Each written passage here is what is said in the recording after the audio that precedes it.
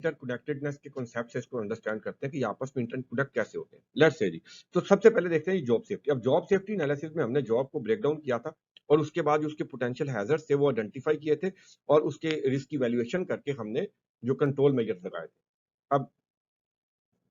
अब risk assessment के method में हमने क्या किया जी, सबसे पहले हैजर्ड्स आइडेंटिफाई किए, देन इवैल्यूएशन की। बट ये इवैल्यूएशन जो है मोर सोफिस्टिकेटेड है, जरा कॉम्प्लेक्स है। इसमें क्या किया हमने, इसकी जो लाइक्लीहुड और कॉन्सिक्वेंस है उसकी बुनियाद पर रिस्क की रेटिंग निकाली और उस रेटिंग की बुनियाद पर हमने रिस्क को प्रायोरिटाइज किया और उस प्रायोरिटाइजेशन की बुनियाद पर हम क्या कर रहे हैं, अब जो हमारी मिटिगेशन स्ट्रेटेजीज हैं उनको बिल्ड कर रहे हैं, डेवलप कर रहे हैं और इंप्लीमेंट कर रहे हैं। लें जी, अब हम रिस्क मैनेजमेंट को देख लेते हैं। अब रिस्क मैनेजमेंट में भी सबसे पहले हैजर्ड आइडेंटिफिकेशन हुई, रिस्क वैल्यूएशन हुई, उसके बाद उसकी प्रायोरिटाइजेशन हुई, same like risk assessment, and then जो है मिटिगेशन स्ट्रेटजीज जो आपने डेवलप और इंप्लीमेंट कर दी।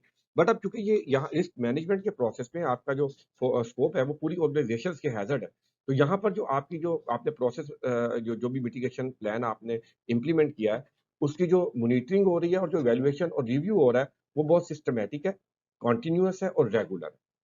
कैसे जी? अब इसके अंदर बेसिकली हम 3 प्रिंसिपल यूज़ कर रहे होते हैं। Number 1 assess the performance, then review the performance and then improve the performance. अब ये क्या है जी?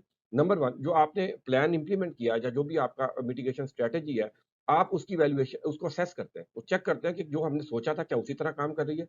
डिज़ायर्ड रिजल्ट दे रही है? परफॉर्मेंस कैसी है? सेकंड फेज़ में आप रिव्यू करते हैं। रिव्यू के अंदर क्या है जी?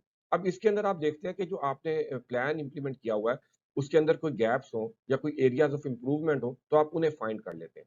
अब उसके बाद जो तीसरा वाला इम्प्रूव द परफॉर्मेंस है, उसके अंदर आपका क्या जी?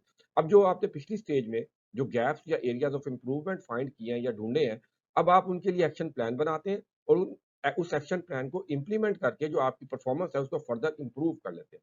और इस प्रोसेस को आप कंटीन्यूअस इम्प्रूवमेंट भी कह सकते हैं। तो अब आपने देखा कि किस तरीके से जो जीएसए था और जो रिस्क असेसमेंट थी और रिस्क मैनेजमेंट थी, ये किस तरीके से एक दूसरे के साथ डिफर भी करते हैं और आपस में इंटीग्रेट भी करते हैं।